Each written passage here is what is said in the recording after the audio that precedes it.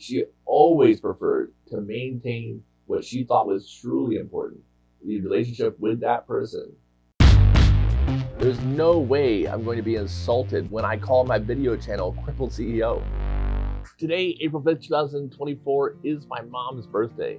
Astonishingly, it is the 12th birthday she has had since she passed away.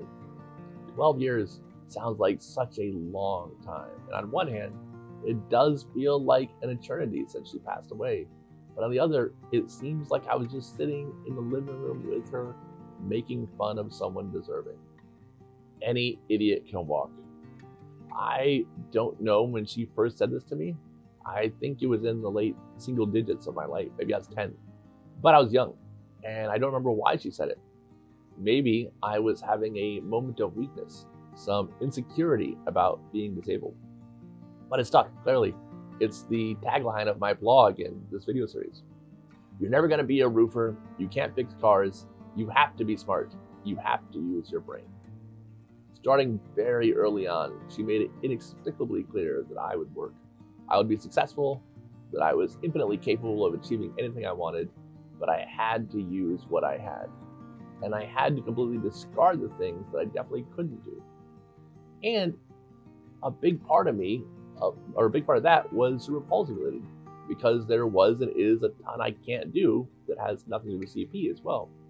She hammered home that being disabled and in a wheelchair, my success absolutely hinged on me quadrupling down on all the things smart and intellectual in my wheelhouse that I could excel at, and forget the rest. If everyone, able-bodied and disabled, could adopt this worldview, focusing on whatever you can do and discarding everything else, I think we'd all be a lot happier and more productive. If a girl won't be with a guy just because he's in a wheelchair, you didn't want that type of person anyways. And you're lucky you get to find that out up front. You weed out everyone shallow. And honestly, that's probably going to be every girl you meet in high school. While I think that making the life choice to not be with a disabled person doesn't necessarily make you a bad person, there is something to be said about accepting those who don't want you also aren't for you. And that rejection is good for everyone involved. We keep little feet on solid ground. I want to start a yard maintenance company and call it lawn enforcement. I want to start a bakery and call it I Need Dough. I learned so much about marketing from her. The idea that the look and presentation of a thing matters just as much as what it is. That if you're going to do something, you should be trying to inject creativity and cleverness everywhere you can. Perception matters. Pick your battles. If it won't matter in 5 years, it doesn't matter. Arguably, the biggest lesson that she drilled home time and time again through her actions and literally by telling us was to not sweat the small stuff, to not get stressed out about things that don't matter, to stay calm while everyone else panics, and so on.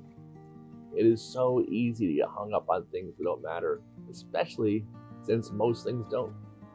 Someone would walk in the room and say, the Beatles are so much better than the Rolling Stones. And then my mom would say, absolutely, they're way better. And then 10 minutes later, someone else would walk in the room and say, the Rolling Stones are definitely better than the Beatles. And my mom would tell them, yeah, absolutely, for sure. She didn't do this about things that she was actually passionate about or things that were really actually important. But on topics that didn't really matter to her or matter period, she always preferred to maintain what she thought was truly important, the relationship with that person, rather than be correct or convince somebody about something meaningless. I watched her do this over and over again, and I'm still terrible at it. I think I'm getting better though. She would simultaneously be enjoying tracking everything going on with this coronavirus and freaking out about any of us getting it right now. She lived for big events like this, hurricanes, the O.J. Simpson trial, etc. I think because it brought about the one thing that she valued the most, that brought her the most joy, community, connectedness, and a shared journey. That's why she loved holidays. That's why she would agree with you rather than start an argument. That's why she loved her family. And that's one of the many reasons why we loved her. You know what other moms I love? Yours, all the time. I loved her a lot last night. Also, your mom subscribes to my channel and she watches and likes all my videos. I think you should too. Thank you so much for watching, and you will see me on the next one.